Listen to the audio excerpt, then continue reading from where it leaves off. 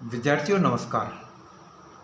History by captain doctor Rajendra J Mansingh ऐतिहासिक अध्ययन की इस श्रृंखला के अंतर्गत मैं आपका फिर से स्वागत और अभिनंदन करता हूं। विद्यार्थियों, अब मैं आपसे बात करूंगा एंग्लो मराठा रिलेशन पार्ट 2 के बारे में। विद्यार्थियों, इससे पहले इस श्रृंखला के भाग प्रथम में मैंने आपसे चर्चा की थी कि किस प्रकार से पेशवा माधवराव प्रथम की मृत्यु के पश्चात उत्पन्न राजनीतिक परिस्थितियों का फायदा उठाकर रघुनाथ राव, जो राघोबा के नाम से भी जाना जाता था और जिसे मराठा इतिहास के एक कलंकित पात्र के रूप में देखा जाता है, उसने माधवराव प्रथम की मृत्यु के बाद अगले पेशवा नारायण राव की हत्या कर दी और नारायण राव की हत्या करने के बाद वह खुद पेशवा बन गया।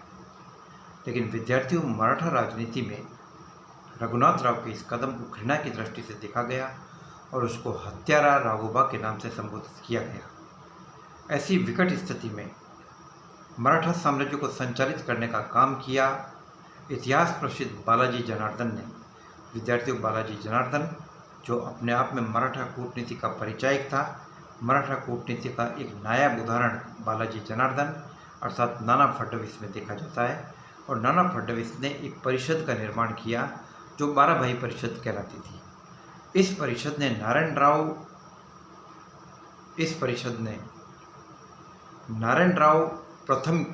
राव की विधवा पत्नी गंगाबाई के बेटे, जो नाबालिग था और जो नारायण राव की मृत्यु के बाद पैदा हुआ, जो इतिहास में पेशवा माधवराव द्वितीय के नाम से भी जाना जाता है, तो इस पेशवा के नाम से 12 भाई परिषद ने बालाजी जनार्दन अर्थात नाना फडणवीस की कमान के अंदर मराठा साम्राज्य का भार संभाला। रघुनाथ राव को मराठा साम्राज्य छोड़ने के लिए बाध्य किया गया और रघुनाथ राव ने थाने पर हमला करने की कोशिश की, लेकिन थाने पर हमला करने की उसकी कोशिश नाकामयाब हुई। तो विद्यार्थियों, ऐसी स्थिति में रघुनाथ राव ने अपनी महत्वाकांक्षाओं को पूरा करने के लिए, खुद पेशवा बनने के लिए ईस्ट इंडिया कंपनी की बम्बई सरकार से मदद मांगने का निश्चय किया। विद्यार्थियों, यदि हम उस दौर के ब्रिटिश प्रशासनिक तंत्र का हिंदुस्तान में अध्ययन करें तो हम ये पाएंगे कि उस दौर के अंदर अंग्रेजों की तीन प्रेसिडेंसियाँ थी कुल मिलाकर। बम्बई प्रेसिडेंसी, मद्रास प्रेसिडेंसी और बंगाल प्रेसिडेंसी, जो कलकत्ता प्रेसिडेंसी के नाम से कहलाती थी। और 1773 के रेगुलेटिंग एक्ट के द्वारा बंगाल काउंसिल के यानी कलकत्ता काउंसिल के गवर्नर को गवर्नर जनरल का दर्जा दिया गया और बाकी की दोनों प्रेसिडेंसियाँ, बम्बई प्रेसिडेंसी और चेन्नई प्रेसिडेंसी को, जो मद्रास प्रेसिडेंसी कहलाती थी, उसको बंगाल काउंसिल के अधीन कर दिया गया। तो वैधानिक तौर के ऊपर यह तय था कि किसी भी प्रकार की संधि करने से पहले या किसी भी प्रकार का युद्ध शुरू करने से पहले बंगाल काउंसिल से अनुमति होनी जरूरी है। तो इस प्रकार की वैधानिक व्यवस्था थी। तो विद्यार्थियों, यहाँ पर बम्बई सरकार ने रघुनाथ राव के साथ जो संधि की, जो 1775 की सूरत की संधि कहलाती है, यह संधि इस प्रकार की संधि थी कि जिसके लिए अनुमति नहीं दी गई थी कलकत्ता काउंसिल से और केवल एक लिखित सूचना भेज दी गई थी। तो आइए अब हम इस संधि की धाराओं का अध्ययन करते हैं। इस संधि की वैधानिकता के बारे में बाद में जांच की जाएगी। पहले मैं आपसे बताना चाहूँगा उस समझौते के बारे में जो कंपनी ने रघुनाथ राव के साथ किया। विद्यार्थियों, इस समझौते की जो पहली धारा थी, सबसे महत्वपूर्ण धारा, उसके मुताबिक यह तय हुआ कि ईस्ट इंडिया कंपनी यानी अंग्रेज, यानी इस वक्त बम्बई सरकार, वो रघुनाथ राव को पेशवा बनाने में मदद देगी। पहली बात तो ये थी। दूसरी बात जो तय हुई कि इसके बदले में रघुनाथ राव कंपनी को क्या देगा, अंग्रेजों को क्या देगा। यह तय हुआ कि वो देगा सालसेट, वह देगा बेसिन और इसके साथ साथ वो देगा जम्बूसर, गुजरात का इलाका। विद्यार्थियों, सालसेट, बेसिन और जम्बूसर ये वो इलाके थे जिस पर शुरू से ईस्ट इंडिया कंपनी की गिद्ध दृष्टि थी और इसको पाने के लिए ईस्ट इंडिया कंपनी ने काफ़ी कोशिशें पहले की। 1758 में मराठों ने अंग्रेजों को 10 गांव दिए, लेकिन अंग्रेज उससे संतुष्ट होने वाले नहीं थे। उनको चाहिए था अब सालसेट और बेसिन। तो उन्होंने 1759 में मॉटसन को भेजा, थॉमस मॉटसन को राजदूत बनाकर। लेकिन थॉमस मॉटसन भी मराठों से अंग्रेजों के लिए सालसेट और बेसिन पाने में नाकामयाब रहा। एक्चुअली सालसेट, बेसिन और गुजरात के इलाके अंग्रेजों के लिए बहुत महत्वपूर्ण थे। दक्षिणी भारत के वेस्टर्न कोस्ट के ऊपर, पश्चिमी तट के ऊपर अपना कंट्रोल कायम करने की दृष्टि से। और अब अंग्रेजों को रघुनाथ राव के रूप में एक जरिया मिल गया और उन्होंने तुरंत संधि के बदले में सबसे पहली बात ये की कि हमें आप सालसेट, बेसिन और जम्बूसर के इलाके देंगे। रघुनाथ राव ने स्वीकार किया। इसके अलावा इस संधि की जो तीसरी धारा थी, उस धारा में ये कहा गया कि बम्बई सरकार यानी अंग्रेज पुणे में रघुनाथ राव की सुरक्षा के लिए 2500 अंग्रेज सैनिक रखेंगे और इन 2500 अंग्रेज सैनिकों का सालाना खर्चा 1.5 लाख रुपये होगा, वो रघुनाथ राव देगा। चौथी बात इसमें ये तय हुई कि अपनी सुरक्षा के बदले में, पेशवा बनने के बाद अपनी सुरक्षा के बदले में बम्बई सरकार जो सुरक्षा रघुनाथ राव को देगी, इस सुरक्षा के बदले में रघुनाथ राव 6 लाख रुपया बम्बई सरकार को देगा। तो ये 4 महत्वपूर्ण बातें इस संधि में तय की गई थी। चूंकि मैंने आपको पहले ही स्पष्ट कर दिया कि ये संधि कलकत्ता काउंसिल की अनुमति के बगैर थी, तो अब इस संधि की धाराओं को अमल में लाने का काम चालू हुआ। व्यवहारिक जामा प्रदान किया गया और एक सैनिक दस्ता रवाना किया गया। ब्रिटिश सेना रवाना की गई पुणे की तरफ रघुनाथ राव के साथ में। और इस सेना ने एक जगह जो कहलाती अरास नामक स्थान पर मराठा सेनाओं को शिकस्त दी। अंग्रेज जीत गए। लेकिन इसी बीच कलकत्ता काउंसिल को, बंगाल काउंसिल को खबर मिली कि इस प्रकार का कोई समझौता किया गया है।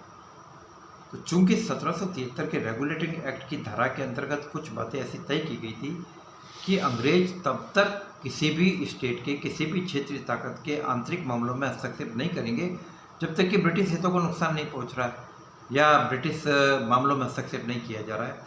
तो यहाँ पर भी इसी प्रकार की बात थी। तो कलकत्ता काउंसिल ने अब सूरत संधि के ऊपर, जो 1775 की रघुनाथ साहब के साथ जो संधि हुई थी और जिसके 4 बिंदुओं के बारे में मैंने आपको भी बताया, इसके औचित्य के ऊपर प्रश्न चिन्ह उठाते हुए कहा कि पहली बात तो ये संधि रघुनाथ राव ने की। और रघुनाथ राव ने ये संधि किस हैसियत में की? कंपनी का ये कहना था, कलकत्ता काउंसिल का ये कहना था कि रघुनाथ राव पेशवा नहीं है। तो ऐसी स्थिति में जब रघुनाथ राव ने पेशवा के रूप में संधि की नहीं है तो इसकी मान्यता नहीं। दूसरी बात ये कि क्यों बम्बई सरकार ने एक अनावश्यक युद्ध ईस्ट इंडिया कंपनी के ऊपर थोप दिया, अंग्रेजों के ऊपर थोप दिया, जब ऑलरेडी खर्चों के भार से दबे हुए थे। तो एक नए युद्ध की कहाँ जरूरत थी? और तीसरी बात ये थी कि यह रेगुलेटिंग एक्ट के प्रावधान के खिलाफ था। तो ऐसी स्थिति में कलकत्ता काउंसिल ने यह कहा कि सूरत की संधि को रद्द करो और युद्ध बंद करो। लेकिन बम्बई सरकार ने इस बात को नहीं माना और युद्ध जारी रखा। तो ऐसी स्थिति में बंगाल काउंसिल ने कर्नल एप्टन को पूना भेजा मराठों से बातचीत करने के लिए, समझौते के लिए। और कर्नल एप्टन ने मराठों से बातचीत की, लेकिन जल्दी उसका मराठों के साथ मतभेद हो गया, क्योंकि मराठों ने ये मांग रखी कि रघुनाथ राव को मराठों के हवाले किया जाए। तो कर्नल एप्टन रघुनाथ राव को मराठों के हवाले नहीं करना चाहता था, क्योंकि अंग्रेजों ने उसकी सुरक्षा का वचन दिया था। और दूसरी जो सबसे बड़ी बात ये थी कि एप्टन भी ये चाहता था कि सालसेट और बेसिन के इलाके अंग्रेजों के पास ही रहे और अंग्रेजों को देने नहीं पड़े। जो अरास के बाद अंग्रेजों ने सालसेट पर अधिकार कर लिया था, तो वो चाहता था कि वो सालसेट और बेसिन के इलाके अंग्रेजों के पास ही रहे। तो ऐसी स्थिति में बड़ी विकट स्थिति पैदा हो गई और युद्ध जारी रहा। मराठों ने बड़ी वीरता दिखाई, लेकिन मराठों के साथ दिक्कत ये थी कि मराठों को 2 मोर्चों पर एक साथ लड़ना पड़ा। एक तो अंग्रेज और एक नया मोर्चा पेशवा के षड्यंत्रकारी सरदार सदाशिवराव ने खड़ा कर दिया। तो चूंकि मराठे दोनों मोर्चों पर लड़ नहीं पाए और कमज़ोर हो गए, तो ऐसी स्थिति में उन्होंने ने अंग्रेजों के साथ एक नई संधि की, जो कर्नल एप्टन और मराठों की तरफ से सुखराम बापू ने की थी। इस संधि के मुताबिक जो इलाके अंग्रेजों ने जीत लिए वो अंग्रेजों के पास रह गए। अंग्रेजों ने रघुनाथ राव का साथ छोड़ दिया और रघुनाथ राव को 3,15,000 रुपये पेंशन देने के बाद कई और कहा गया कि वो पुणे के कोपर, वो गुजरात के कोपर गांव में रहेगा। तो ये इस प्रकार का समझौता कर्नल एप्टन और मराठों की तरफ से सुखराम बापू के बीच में हुआ, सुखराम बापू के बीच में। लेकिन इसके लिए बम्बई सरकार तैयार नहीं थी और सबसे इम्पोर्टेंट बात ये थी कि गवर्नर जनरल वॉरेन हेस्टिंग्स वो भी अब बम्बई सरकार के पक्ष में था। इसी बीच एक नई उलझन और पैदा हो गई। उलझन ये पैदा हुई कि मराठों ने विद्रोही षड्यंत्रकारी नेता विद्रोही षड्यंत्रकारी नेता सदाशिवराव को पकड़ लिया और उसकी हत्या कर दी। और इसी बीच एक फ्रांसीसी राजदूत सेंट लुबिन वो मराठा दरबार में हाजिर हुआ 1778 में फ्रांसीसी सम्राट का पत्र लेकर। फ्रांसीसी सम्राट लुई 14वां था, तो मराठा दरबार में इसका भव्य स्वागत किया गया। और इसी बीच अंग्रेजों ने मॉटसन को भेजा। तो मॉटसन को जो भेजा गया, मॉटसन की वहाँ खातिर नहीं हुई और फ्रांसीसी दूत की खातिर हो रही है। तो चारों तरफ एक प्रकार की अफवाह फैल गई कि अंग्रेजों के खिलाफ मराठों और फ्रांसीसियों का एक गठबंधन बन गया। तो ये स्थिति बड़ी विकट थी और ऐसी स्थिति में मॉटसन ने बड़ी कूटनीतिकता के साथ काम लिया। उसने मोरो बापू को अपनी तरफ मिलाया और एक इस प्रकार का वातावरण तैयार किया जिसके तहत सुखराम बापू जिसने कि पुरंदर की संधि पर हस्ताक्षर किए थे, उसको अपने प्रभाव में लिया और उसने बम्बई सरकार को यह कहा कि मैं पुरंदर की संधि तोड़ने को तैयार हूँ और रघुनाथ राव का साथ देने को तैयार हूँ।